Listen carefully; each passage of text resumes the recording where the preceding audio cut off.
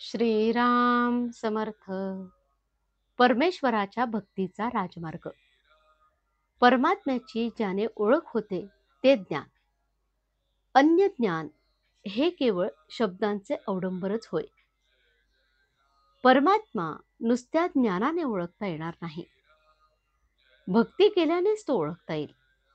जसे गाय आली की तिच्या मागोमाग तिचे वासरू येते, त्याला निराळे बोलवावे लागत नाही. त्याप्रमाणे भक्ती केल्यावर ज्ञान आपोआपच मागे येते. आता भक्ती कशी करावी हे पाहिले पाहिजे. जो देवापासून विभक्त राहत नाही तो भक्त. नुसते देहाला कष्ट दिल्याने वैराग्य प्राप्त होत नाही, तर ज्या स्थितीत आपल्याला देव ठेवील त्या स्थितीतच आनंदाने राहणे म्हणजे वैरागी होणे. सुखात ठेवले तर आसक्तीशिवाय राहिले म्हणजे झाले. वैराग्य प्राप्त व्हायला प्रपंच सोडावा लागत नाही.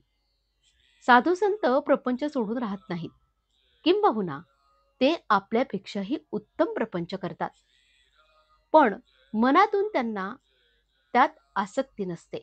मनाने आतून जो आसक्ती रहित झाला त्यालाच खरे वैराग्य आले असे होते. अंगाला राख फसून राहिले म्हणजे वैराग्य येत नाही, तर देह प्रारब्धावर भगवंताच्या भरवशावर टाकून राहणे हेच वैराग्य होय. कशाचीही हाव न धरता जी परिस्थिती प्राप्त होईल तीतच आनंदाने राहणे म्हणजे परमेश्वराची इच्छा मानणे होय. आणि तसे राहिले म्हणजे आपोआपच भक्त होतो. तसे व्हायला राजमार्ग म्हणजे नामस्मरण करणे. नामस्मरणावर विश्वास ठेवावा आणि ते विश्वासाने घेत जावे. गुरुने जे नामस्मरण करायला सांगितले असेल तेच करीत राहावे आणि त्यातच त्याला पाहावे, म्हणजे दिसेल ते गुरुरूपच दिसू लागते. असे झाले म्हणजे सर्व ठिकाणी गुरु दिसू लागतो. चांगल्या दिवाणखाण्यात असलो म्हणजे गुरु दिसतो आणि वाईट ठिकाणी असलो तर तो दिसत नाही असे नाही. सर्व ठिकाणी गुरुरूप दिसू लागल्यावर जगात वाईट असे काहीच राहत नाही, कारण मग वाईटाला जागाच राहत नाही. नामस्मरण हेच साधन आहे आणि साध्यही तेच आहे.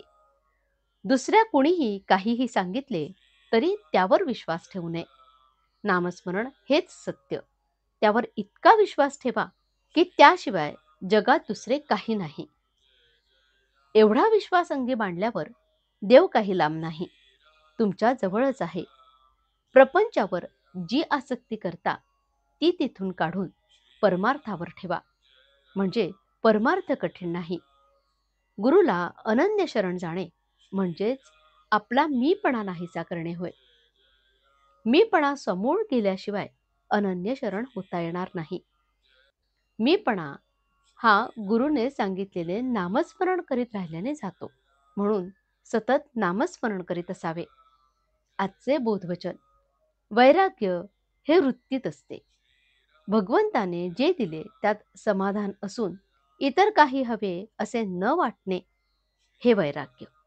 जानकी जीवन स्मरण. जय जय राम. श्रीराम समर्थ.